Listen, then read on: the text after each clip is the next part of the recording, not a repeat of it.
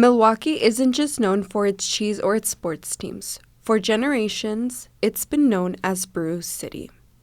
Milwaukee's deep connection to beer dates back to the 1800s when German immigrants brought their brewing traditions here as they settled. And those brewing traditions would turn Milwaukee into one of the most recognized beer cities in the world. And here at the Museum of Beer and Brewing, they have a lot of cool things you can pick up. The big influence came when the major German immigration began. The Germans came in and they began brewing beer because Germans like beer and the population liked beer very much. So that's where the real development started coming in for breweries. When Prohibition came about, all the breweries, they had to find other sources of revenue. And so some started making soda pop, some started making, Schlitz started making other things like agricultural products and things like that. They all had something, but a lot of them still made an unfermented beverage, okay?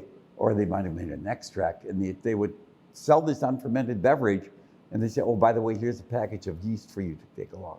And so what the people would do is take it home, and that's where bathtub beer came from. And the Volstead Act was never successful because bootlegging was around. People managed to figure out how to get what they wanted.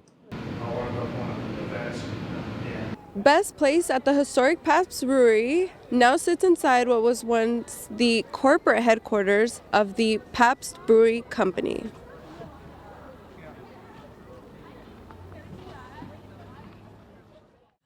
A building that once powered Milwaukee's brewing now serves coffee, spirits, and history. The Chicago fire, so many breweries burned down that Milwaukee learned, not only do we have Milwaukee, we could also serve Chicago.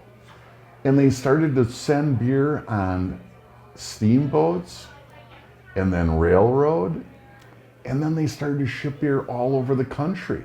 So they had the whole country as their population, and Pabst, Schlitz, and Budweiser were not even in the top three in 1870. By 1880, they're number 1, 2, and 3 for the next 100 years, because they shipped beer all over the country. They were known as the national shippers.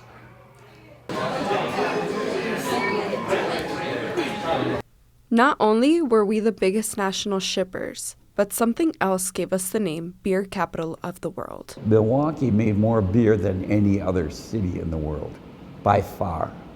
By far. Yeah, you could talk about, well, what about Munich? Or what about London? Or what about Edinburgh? Or what about Pilsen? They were small in comparison to what Milwaukee made as beer. While Milwaukee's brewing giants built the city's reputation, the modern craft beer movement didn't take hold until decades later. Sprecher Brewing Company is one of Milwaukee's first modern craft breweries. So Sprecher's been around since 1985. And so, yeah, we're a very traditional German brewery. So when we say that, what that means is we really make traditional beers. Some of the traditions that happens with German beers is there's like a German purity law that they have in Germany, where it's basically, it says, hey, you can only use hops, grain, water, and yeast to make beer. It's got to follow these certain guidelines. So we use that when we make our beer. From German immigrants to industrial giants, and now to modern craft beer, Milwaukee's beer culture continues to evolve while never forgetting its roots. Reporting from Media Milwaukee, I'm Les Nicolas Mileti.